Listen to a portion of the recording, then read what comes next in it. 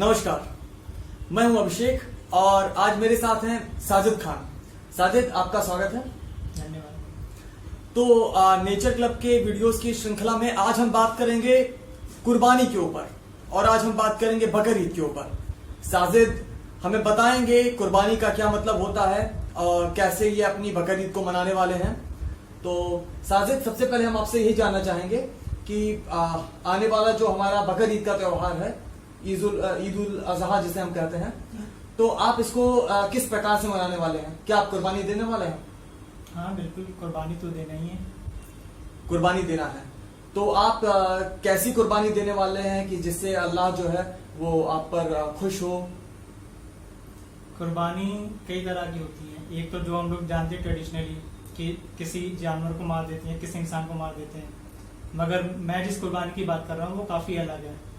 उसमें ऐसा है कि जो आपको ज़्यादा चीज, जो भी चीज़ आपको पसंद होती है, आप उसको अपने अल्लाह के लिए, अपने ईमान के लिए उसकी मतलब उसको सेक्रीफाइस करते हैं, उसकी कुर्बानी करते हैं।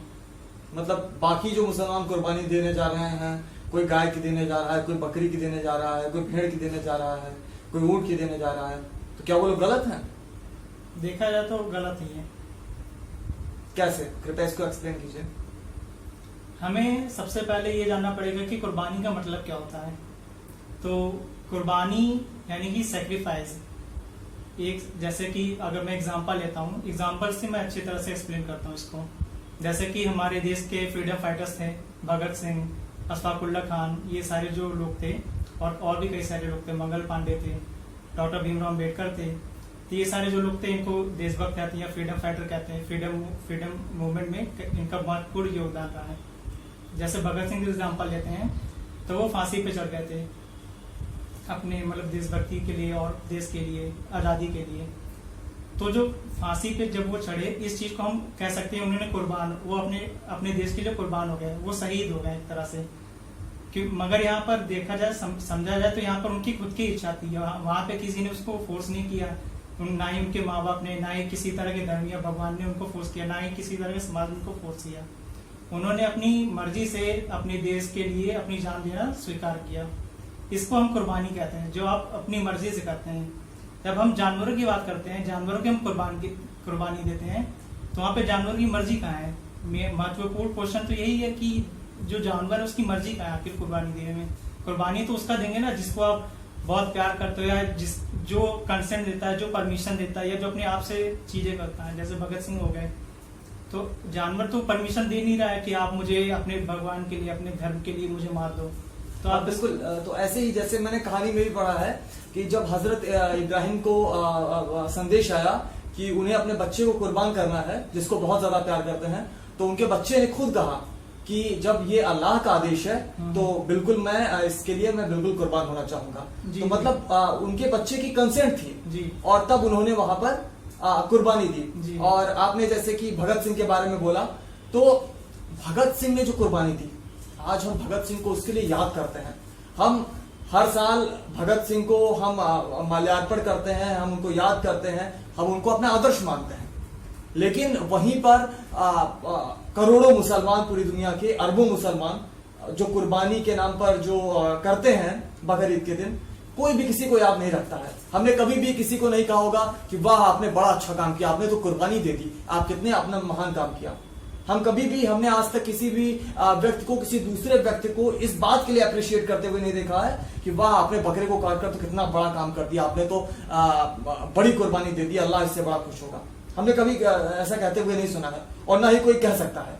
तो जब हम अप्रिशिएट नहीं कर सकते हैं उस कुर्बानी को, तो भला अल्लाह कैसे अप्रिशिएट करेगा? जी बिल्कुल, यही तो सोचने वाली बात है। अब आप, अल्लाह का एक और नाम है अल रहमान नाम है। अल रहमान मतलब जो रहम करने वाला है, जो मर्सीफुल है। अगर जो भगवान मर्सीफुल है, जो खुदा मर्सीफुल है, वो फिर किसी जानवर की बलि या जानवर का कुर्बानी कैसे मांग सकता है कि जाओ तुम मेरे नाम में जानवर की कुर्बानी दे दो, बिना जानवर की मर्जी के बगैर? बिल्कुल आपने सही कहा। मैंने भी जब भी कोई इस्लामिक टेक्स्ट पढ़ा है तो वहां पर सबसे ज्यादा जो दो शब्द मैंने वहां पर पढ़े हैं, एक ये कि अल्लाह बड़ा रहम करने वाला है, और दूसरा बी पीस अपॉन हिम, है ना। मतलब शांति और रहम, ये जो दो शब्द हैं ये मैंने लगभग हर पैराग्राफ में पढ़े हैं, जब भी मैंने कुरान को पढ़ा है या फिर और कोई भी ऐसा इस्लामिक टेक्स्ट पढ़ा है। तो जैसा कि आपने कहा कि जब यहाँ पर रहम है ही नहीं, हम तड़पा के एक जानवर को मार रहे हैं, तो वो भला कुर्बानी कैसे हो गई? जी बिल्कुल। तो साजिद, तो फिर आप कुर्बानी कैसे दे रहे हैं? जैसे बाकी लोगों को आपने बताया कि वो जो कर रहे हैं जानवरों को मारकर जिसको कुर्बानी करें वो गलत है, तो आप किस प्रकार की कुर्बानी दे रहे हैं जिससे अल्लाह आपकी कुर्बानी को कबूल कर ले? अब कुर्बानी देखा जाए तो मुझे तीखा खाना बहुत पसंद है, बहुत ज्यादा खाना खाना पसंद है, बहुत ज्यादा सोना पसंद है। तो ये हम लोग जानते हैं कि हमारे सेहत के लिए अच्छा नहीं है, ना दूसरों के लिए अच्छा है, और इससे हमारे सेहत पे मतलब काफी गहरा प्रभाव पड़ता है। तो मैं अपने जो डाइट है इसको सुधारूंगा, जो अपनी नींद है इसको कम करूंगा, और जो अपनी हेल्थ है उस पर ध्यान दूंगा। इस तरह से मेरे जो कुर्बानी का कॉन्सेप्ट है ये है कि आप अपने लिए या दूसरों के लिए जिस तरह से भी हो सके आप उनकी मदद करिए, या अगर उनका जिस तरह से भी अच्छा हो सके आप उस तरह से उनकी हेल्प करने की कोशिश करिए या उनकी सहायता करिए। तो मेरा कुर्बानी का जो मतलब है ये होता है कि आप अपनी मर्जी से किसी को बिना नुकसान पहुंचाए अगर किसी के भले के लिए करते हैं तो वो कुर्बानी का असली मतलब है। अच्छा, तो मतलब आप अपनी नींद जो आप मतलब आपका जो आराम है, जो आराम तलब जीवन आप जीते हैं, देर से सो के उठते हैं, बड़ा तला भुना और मसालेदार मिर्च वाला खाना खाते हैं, तो आप चाहते हैं कि अपने उस स्वाद को और अपनी उस आराम तलब जीवन को उसमें से आप थोड़ा सा कुर्बानी देकर उसको कम करें उसे, और वो समय जो है दूसरों की सेवा में लगाएं। जी। तो मैं बिल्कुल इस बात के लिए तो मैं बिल्कुल आपको अप्रिशिएट करूंगा, और मेरे ख्याल से आप किसी को भी ये बात बोलेंगे कि भाई मैंने अपनी 10 घंटे की नींद कम करके 6 घंटे की कर दी है, बाकी समय में दूसरों की मैं सेवा कर रहा हूं, मैंने अपने स्वाद पर नियंत्रण कर लिया है, और मैं अब इससे अपने स्वास्थ्य को भी बेहतर बनाता हूं, और मैं किसी दूसरे को भी तकलीफ नहीं देता हूं। तो मेरे ख्याल से कोई भी व्यक्ति जो ये सुनेगा वो आपको अप्रिशिएट करेगा, और जब यहाँ पर इंसान अप्रिशिएट कर रहा है तो बिल्कुल संभावना है कि फिर अल्लाह भी जो है वो इस चीज को अप्रिशिएट करेगा। तो बहुत ही अच्छा आपने जो ये कदम है ये बढ़ाया है कुर्बानी के माध्यम से। अच्छा साजिद, तो ये बताइए कि मैं बहुत ज्यादा नहीं जानता हूं, लेकिन मैं इतना समझता हूं कि हर धर्म में खासकर इस्लाम की अगर मैं बात करूं तो कुछ चीजों को जो है मैंडेटरी कहा जाता है, एक मुसलमान को वो प्रैक्टिसेस करनी होती हैं, और कुछ चीजें जो होती हैं जैसे जिसको सुन्नत बोलते हैं, है ना, मतलब वो एक इंसिडेंट होता है और कई बार वो परंपराओं के रूप में आगे बढ़ता है। क्या बात सही है? जी जी, ऐसा ही है। तो क्या ये जो बकर ईद की मतलब जानवरों को जो मारने की तथाकथित जो कुर्बानी की परंपरा है, क्या ये इस्लाम की जो मैंडेटरी जो चीजें हैं उनमें आती है, या फिर ये कोई एक ऐसी परंपरा के रूप में शुरू हो गई जो जरूरी नहीं है? कुर्बानी तो इस्लाम के उदय होने से पहले की भी मतलब ये प्रथा है। जैसे अरब में पेगन्स जो रहते थे या जो मूर्ति पूजक रहते थे वो भी इस तरह की कुर्बानी करते थे। अरब में मक्का में जो अभी खुदा की जहाँ इबादत होती है, जिसको खुदा का घर कहा जाता है, वहां पहले पेगन्स जो मूर्ति पूजक थे वहां पे 3 देवी की पूजा करते थे, तो उनके नाम पर पहले एनिमल सेक्रीफाइस होता था, उनके नाम पे पहले कुर्बानी होती थी। तो ये जो इस्लाम के अगर पर्सपेक्टिव से देखे तो 4000 सालों से ट्रेडिशन चलता आ रहा है। तो ये सारे जो और देखा जाए वो कई सारे जो ऐसे ट्रेडिशन है जो इस्लाम में जो पहले से थे वो अभी भी हैं, और कई सारे ऐसे ट्रेडिशंस भी थे जो पहले थे मगर अब नहीं है। जैसे कि कहा जाता है कि इस्लाम के उदय होने से पहले जो बच्चियां होती थी, जो गर्ल चाइल्ड होती थी, उनको दफना दिया जाता था, क्योंकि पैट्रियार्कल सोसाइटी थी, पुरुषवादी समाज था उसमें। तो जब प्रॉफिट मोहम्मद आए तो उन्होंने कहा कि इस चीज को मतलब ऐसा करना पाप है, ऐसा करना गलत है, इसलिए तुम ये सारी चीजें बंद कर दो और जो अच्छे काम है वो करो। फिर तो ये जो एक बुरी प्रथा थी इसको खत्म कर दिया गया, मगर कई सारी चीजें जैसे एनिमल सेक्रीफाइस को ले लिया जाए तो ये अभी भी कंटिन्यू है। हालांकि प्रॉफिट ने कभी नहीं ये कहा कि आप इसको फॉलो करिए। मैं तो सबको ये कहता रहता हूँ कि जो अच्छी चीजें हैं आप उसको फॉलो करिए, जो बुरी चीजें हैं उसको मत फॉलो करिए, क्योंकि हर धर्म में ऐसी कुछ ना कुछ चीजें होती हैं। और कुरान में कहीं नहीं लिखा है कि आपको एनिमल सेक्रीफाइस करना जरूरी है। हाँ, ये मतलब कई सारे वर्स ऐसे आते हैं सूरह अल बकरा में, और भी कई सारे चैप्टर हैं जिसमें एनिमल सेक्रीफाइस का जिक्र हुआ है, मगर उसमें कहीं नहीं लिखा है कि हर एक मुसलमान को इस तरह से करना जरूरी है। उसमें ये लिखा है कि जैसे इब्राहिम का एग्जांपल लेते हैं, प्रॉफिट इब्राहिम का, तो उनका ये ईमान का टेस्ट लिया गया था, उनको एक तरह से परीक्षा ली गई थी कि उनका ईमान कितना ज्यादा मजबूत है अल्लाह में। और फिर हजरत इस्माइल जो थे, जो उनके जो बेटे थे, उनकी भी मर्जी थी उसमें, उस पर वो परीक्षा देने में, वो टेस्ट देने में। और बल्कि अभी हम जो देखते हैं वहाँ पे जानवर की मर्जी नहीं होती है, और हम ये जानवर को खरीदते ही इसलिए ताकि हम उनको सेक्रीफाइस कर पाए। तो आप देख सकते हैं दोनों में दोनों केसेस में बहुत ज्यादा डिफरेंस है। एक जहाँ पर इस्माइल की जो मर्जी है और एक जहाँ पे जानवर की मर्जी नहीं है, और एक जहाँ पर ईमान की परीक्षा ली जा रही है, और एक जहाँ पर ये मान के चला जा रहा है कि जानवर की बलि देने से ईमान की परीक्षा हो रही है। तो दोनों में बहुत ज्यादा डिफरेंस है। हमारा जो इंटेंशन है, हमारे जो इरादे हैं, वो गलत है यहाँ पर। अच्छा, तो आपने बताया जैसा कि ये कोई एक मैंडेटरी चीज नहीं है, ये बस एक परंपरा के रूप में आगे बढ़ रहा है। और तो जो एक मुसलमान के लिए जरूरी चीज है, फर्ज जो है, वो कौन सा है? क्या उसमें ये चीजें आती हैं? अब फर्ज क्या है क्या नहीं है, ये तो इस्लामी जूरिस्प्रूडेंस का मामला है। और ये जो अलग अलग तरह के थॉट्स होते हैं, जैसे हनफी, मालिकी, सैफी, ये मतलब और हनबली, ये सारे जो 4 मेन स्कूल ऑफ थॉट जो है वो इंडिया में है। और सबसे ज्यादा हनफी को फॉलो किया जाता है, हनफी या मालिकी को। और सबके अलग अलग राय हैं, क्योंकि कुरान या हदीस में कहीं भी ये क्लियरली नहीं लिखा है कि आपको एनिमल सेक्रीफाइस करना जरूरी है। इसलिए जितने तरह के लोग हैं उतनी तरह के ओपिनियंस हम लोग को मिलते हैं। इसलिए कोई भी ये 100% सर्टेनिटी से आप नहीं कह सकता कि ये फर्ज है या सुन्नत है। सुन्नत तो एक तरह से कह सकते हैं, मगर फर्ज है या ऑब्लिगेटरी ऐसे नहीं कह सकते हैं। अच्छा, तो फर्ज कौन कौन से हैं? कई फर्ज होते हैं, जैसे कि आपको ज़कात देना है, मतलब आपको दान देना है, आपको नमाज पढ़ना, आपको रोजा रखना है, आपको एक अल्लाह और उसके रसूल में ईमान रखना है। ये सारी चीजें हैं, ये मतलब एक मुसलमान होने के लिए सारी चीजों में बिलीव करना जरूरी है। और सबसे जो महत्वपूर्ण, सबसे इम्पोर्टेंट जो बकरीद में, वो ज़कात देना, दान करना है एक्चुअली। अब आप कई सारे लोगों को सुनते होंगे कि अरे तुम हमारे धर्म के खिलाफ क्यों बोल रहे हो, कि हम तो जानवर की कुर्बानी देके लोगों में मीट बांट रहे हैं ताकि वो खा नहीं पाते इसलिए। मगर मेरा ये सवाल है उनसे कि आप जो ये दान कर रहे हैं, आप जो ज़कात दे रहे हैं, क्या वो सही में ज़कात है कि आप अपने आप को दिल के सुकून देने के लिए ऐसा कर रहे हैं? मैं एग्जांपल लेता हूँ, जैसे कि आप 1 किलो गेहूं, चावल और दाल खरीदते हैं, आप उसको बांट देंगे 1-1 किलो, अगर बांट देंगे कई सारे गरीबों को, अगर आपके पास इतना पैसा है तो वही चीज कई दिनों तक खाया करेंगे, एटलीस्ट 10-15 दिन तो खा ही सकते हैं। मगर आप जब मीट देंगे उनको तो बस 1 टाइम 2 टाइम खाएंगे, और जो मीट रहता है उसको रेफ्रिजरेट करके रखना पड़ता है, वैसे रखेंगे तो सड़ भी जाएगा, तो खा नहीं पाएंगे फिर। और उसके बाद क्या होगा फिर उनका? 2 दिन के बाद, 4 दिन के बाद क्या होगा उनका? फिर तो भूखे रह जाएंगे। आप हर रोज तो दान कर नहीं सकते हैं, आप फेस्टिवल है, आप इसको यूज करके दान कर रहे हैं।